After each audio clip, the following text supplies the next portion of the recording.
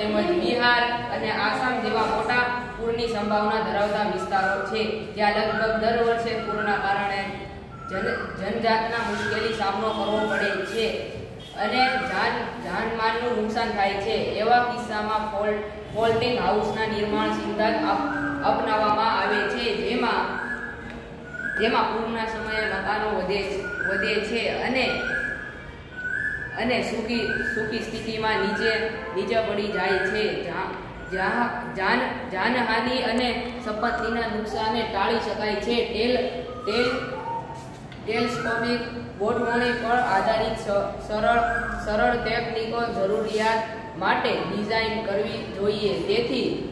તેથી આવી ડિઝાઇન માટે સંશોધન મોડેલ પ્રોજેક્ટ તરીકે લઈ શકાય છે. શરૂઆત પૂરના દરમિયાન પણ કાર્ય કરશે, જ્યારે તેઓ પૂરના કારણે બંધ રહે છે અને બહારની વીજળી અને પાણી નથી.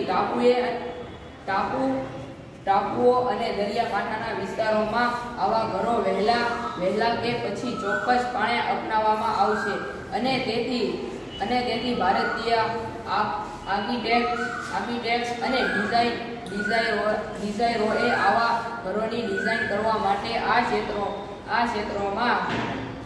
ક્ષેત્રોમાં કુશળતા મેળવવાનું શરૂ કરવું જોઈએ. કામમાં આવે છે. આમાં પૂર આવે ત્યારે હોમ ધીરે ધીરે ઉપર આવી જાય છે, જેથી છે ને આપણા માલ, ઘરની વસ્તુ, ચીજ એને નુકસાન નથી થતું. વધારે અને કેવી રીતના ક્રિયા થાય હું દેખાડીશ.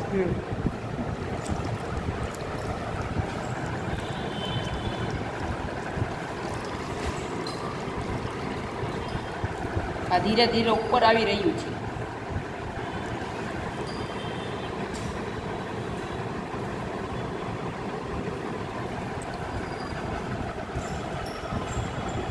તમે જોઈ શકો છો કે તરત પાણી ભર્યું, તેમજ આ ફ્લોટિંગ હોમ ઉપર આવી ગયું છે.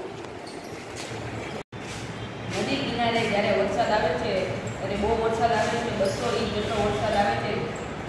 જાણે કે ઉદાહરણ તરીકે પશ્ચિમ બંગાળ, આસામ જેવા દેશોમાં 200 ઇંચ જેટલો વરસાદ પડી જાય છે.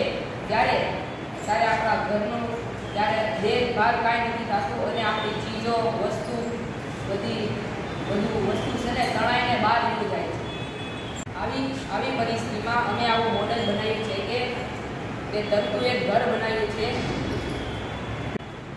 આ ઘર એવી રીતે બનાવ્યું છે કે જેમ પાણી આવે, પૂર આવે, કે એવી રીતે ડિઝાઇન કર્યું છે કે જેમ પાણી આવતું જાય એમ ઘર ઊંચું થતું જાય અને જાનમાલની દેખભાળ થતી જાય અને આપણો જાનમાલ સુરક્ષિત રહી શકે છે.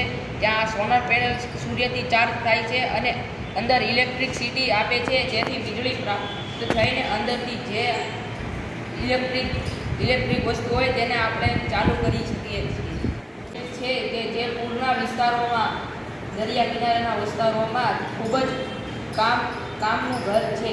આવા ફિલ્ડ હોમ પણ બનાવી શકાય છે.